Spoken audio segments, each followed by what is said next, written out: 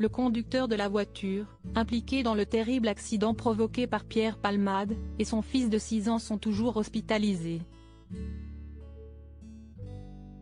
À l'antenne de RTL, le frère de la victime a donné des nouvelles peu rassurantes de son état de santé. Le 10 février dernier, la voiture de Pierre Palmade s'est déportée de sa trajectoire, entrant de front en collision avec un autre véhicule.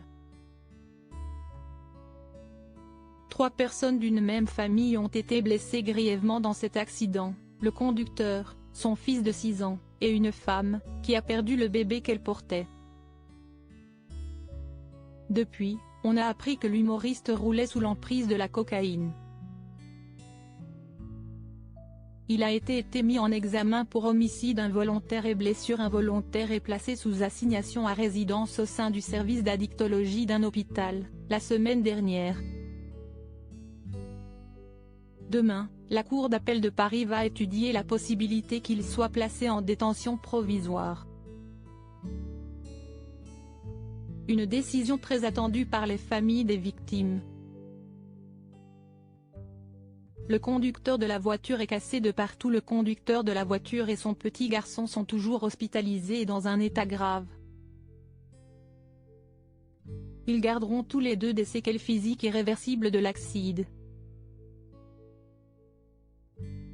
La passagère du véhicule, qui a perdu son bébé, a, elle, pu sortir.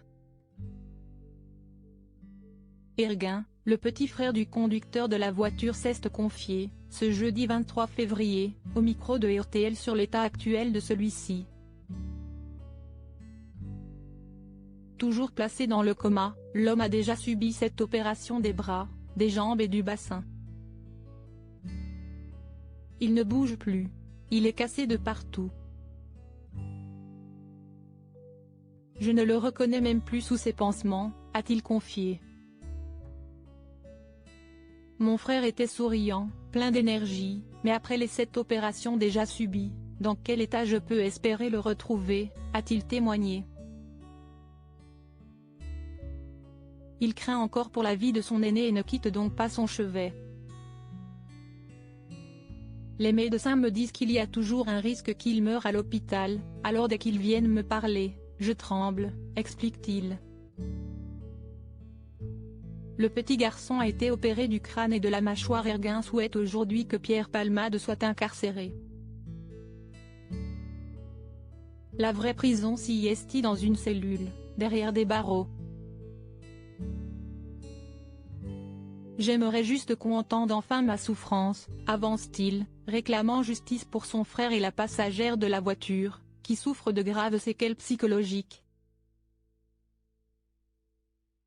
Comme l'a précisé le journaliste de RTL, le petit garçon de 6 ans, lui, était opéré de la mâchoire et également du crâne, rappelant qu'il ne pouvait ni parler, ni manger, ni boire normalement.